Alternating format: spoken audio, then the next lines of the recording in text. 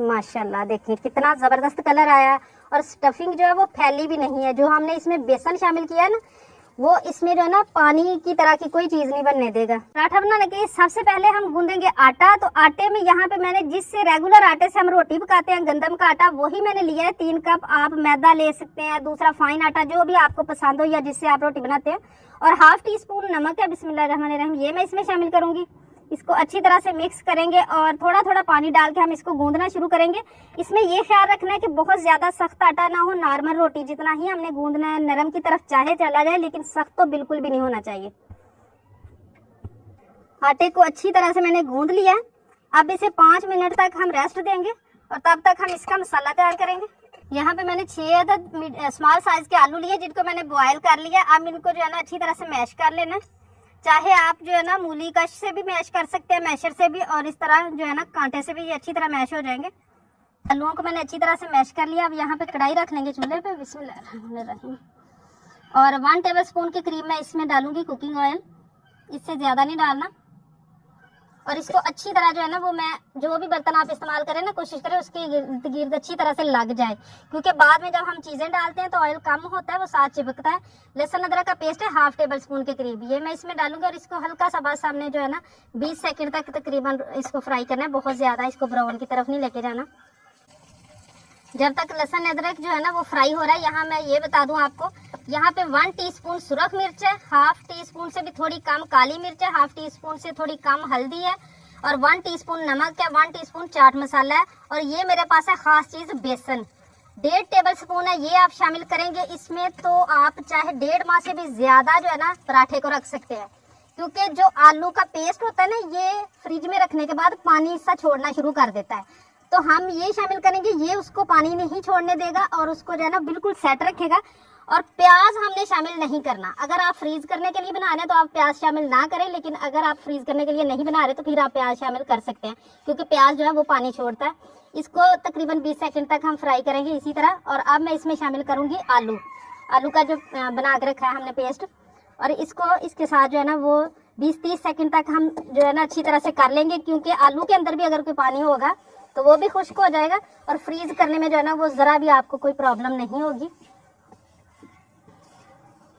मसाला माशाल्लाह अच्छी तरह रेडी हो चुका है।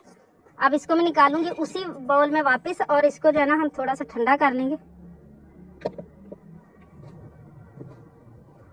मसाला भी ठंडा हो चुका है और आटे को पड़े हुए भी तकरीबन 10 मिनट हो चुके हैं।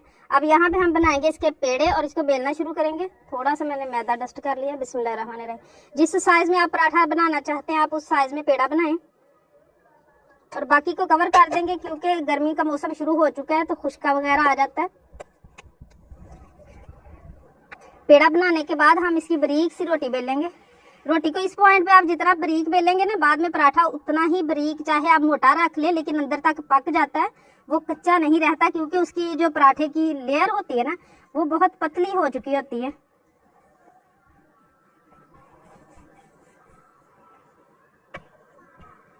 रोटी को देखिए मैंने अच्छी तरह बेल ली है। देखिए कितनी पतली, रोटी से भी ज्यादा पतली बेली है जितनी हम पकाते हैं। अब इस पॉइंट पे यहाँ मैं इसके ऊपर लगाऊंगी हल्का सा कुकिंग ऑयल, और इसके साथ इस पे लगाना है मसाला। जितना आप पसंद करते हो, कम पसंद करते हो, ज्यादा पसंद करते हो, इसके ऊपर सारे की सेट करके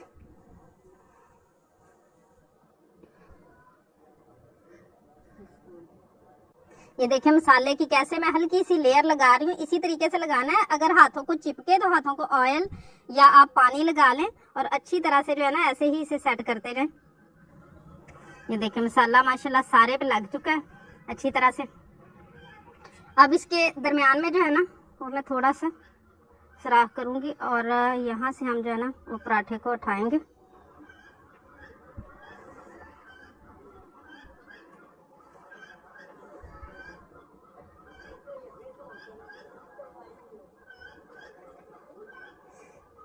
इस तरीके से जो है ना वो आहिस्ता आहिस्ता हम इसको बाहर की तरफ लेके आएंगे। एकदम से नहीं लेके आना कि खींच के पराठा ही फट जाए।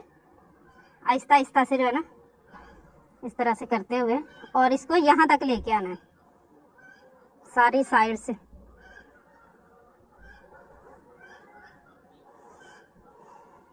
ये देखें ऐसे करके यहाँ तक ला के तो इसको ऐसे सेट कर देंगे। इसी तरीके से सारा इसको सेट कर लिया। अब यहाँ से एक साइड से मैं कट लगाऊंगी और इसका हम रोल बनाते जाएंगे।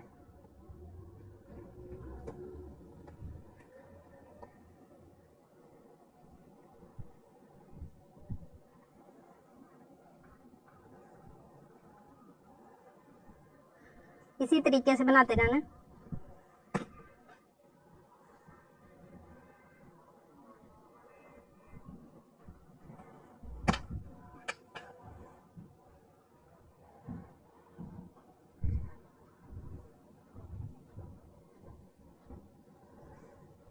और एंड वाला जो कॉर्नर है उसको हम हल्का सा इस तरीके से नीचे कर देंगे और ये हमारा पेड़ा जो है ना ये रेडी हो चुका है। हल्का सा ऊपर से प्रेस करेंगे।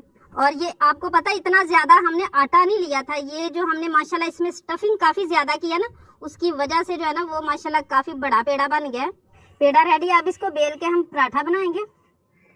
इसके ऊपर आप ऑयल भी लगा सकते हैं, जो ये है सादा आटा ये भी लगा सकते हैं और बेल के हम इसकी रोटी पका लेंगे। ये देखिए माशाल्लाह। अब इसको ना मैं हाथ की मदद से कर रही हूँ, ऐसे ही इसे फैलाते जाना।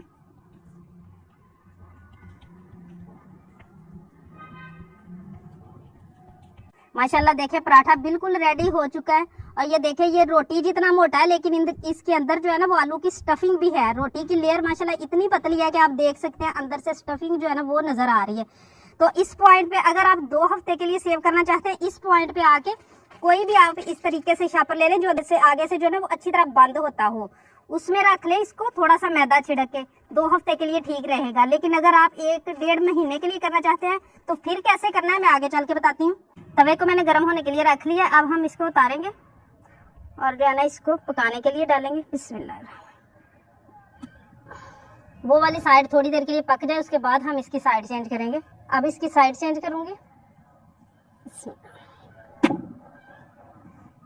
और थोड़ी देर तक उस साइड से भी पकने दूंगी। चंद सेकंड जो है ना वो पकाया है उस साइड से। अब वो वाली साइड चेंज कर देंगे और इस पॉइंट पे आके अगर आप 1.5 माह के लिए फ्रीज करना चाहते हैं, इस पॉइंट पे आके निकालें और इसको ठंडा करें। ठंडा होने के बाद शॉपर में डाल के आप रखें फ्रीजर में। जब भी आपने फ्राई करना हो 1 घंटा पहले निकालें और फ्राई करें। ये 1 टेबल स्पून के करीब मैंने इस पे ऑयल डाला है और इसको पूरा फ्राई करेंगे। अब ये देखिए माशाल्लाह, ये आप चेक कर सकते हैं कि जितनी समोसे की पट्टी होती है ना उतनी रोटी पतली है। ये अंदर स्टफिंग है और ये रोटी की जो है ना वो आप माशाल्लाह देख सकते हैं कि इतनी पतली रोटी है। देखने में पेड़ा लग रहा था क्योंकि हमने माशाल्लाह जितनी उसमें स्टफिंग शामिल की थी ना उस वजह से उसका जो है ना वजन बढ़ गया था माशाल्लाह।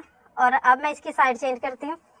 बिस्मिल्लाह। माशाल्लाह देखें कितना ज़बरदस्त कलर आया और स्टफिंग जो है वो फैली भी नहीं है। जो हमने इसमें बेसन शामिल किया है ना वो इसमें जो है ना पानी की तरह की कोई चीज़ नहीं बनने देगा। और अब इसी तरह से हम दूसरी तरफ से भी इसका कलर लेके आएंगे।